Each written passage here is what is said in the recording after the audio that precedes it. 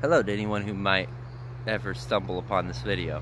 It's the first YouTube video I've ever made, and I'm gonna make it really quick because the timing's pretty off. My phone battery is pretty dead. But I had to make a video real quick because my heart's telling me to, regarding the Mandela effect. I've seen enough confessions on YouTube where I feel like I should be speaking a little bit right now because I've experienced it myself, of course, why I'm talking about it, since 2016. And I send my love and blessings out to anyone who's having trouble right now regarding it. Because I know a few people that are. And I feel like a lot of people, the majority of people going through the Mandela effect, don't have an outlet, and they feel like their entire world is crumbling. I feel like I should be making this video because right now, as I speak, I should be, or very much desire to be, up at my property, which is 3-5 miles shy from the California wildfire that's now been historic and casualties, the Camp Wildfire. The only reason I'm not up there right now is because, hey, look at that. I got an infection, so I had to call an ambulance and get on down because I couldn't even use my hands for the simplest of tasks. And even though I'm okay now, there's that stress. But I don't want to digress. Point being, if you did see 4 people in the JFK, for instance, then that was the reality, period. And don't ever let anyone try to convince you otherwise. Don't let the silly, the smallest of Mandela effects, right? Even the logo change. Like, for me personally, the one that hits me most is the Ford symbol, because I grew up working on cars with my father, old Ford cars, while running a landscaping company, always going out landscaping in old Ford cars. So I know for a fact, as he does too, that the Ford symbol before didn't have the little, circle signature in the center line of the F. And don't let anyone doubt, and of course, if you've been going through this, especially for more than a year, you've had the feeling and premonition of just asking, right, am I really crazy? Is this really me? But know that you're more sane. Know that there is no such thing as being well adjusted in this society. Why? Because you're woken up enough to know that this society is insane. It's been for millennia, and it's crumbling. It's a metamorphosis.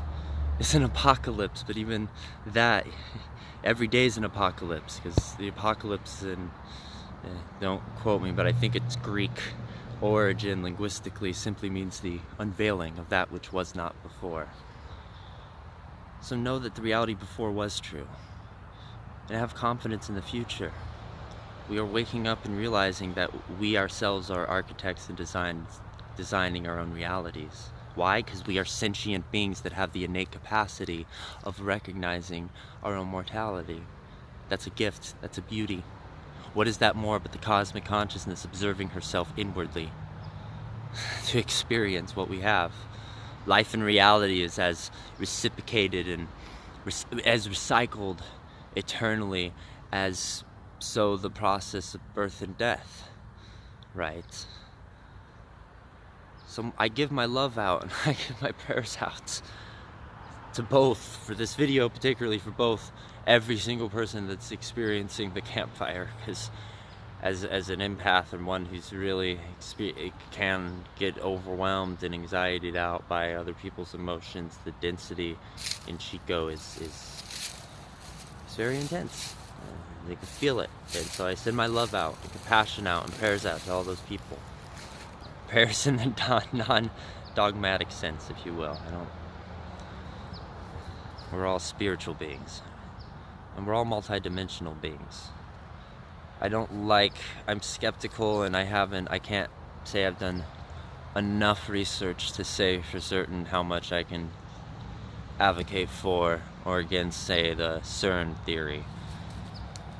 But I do know this, that my heart tells me we, as sentient beings, as spiritual, multi-dimensional beings having this human experience, we are playing a larger part onto this than we ever give ourselves credit for. Us not giving ourselves credit for how much of a part we play into us sentient life that recognizes this reality, into the very reality that we have in front of us, interwoven through our own unique points of views. I mean, that is something that's taken for granted. Anyways, much love to and blessings to that, and much love and prayers go out to the people experiencing the Mandela effect. We're doing this video really to reach out more than anything, because for me personally in my life, this is just an apex. That's not the right word. It's a crescendo point.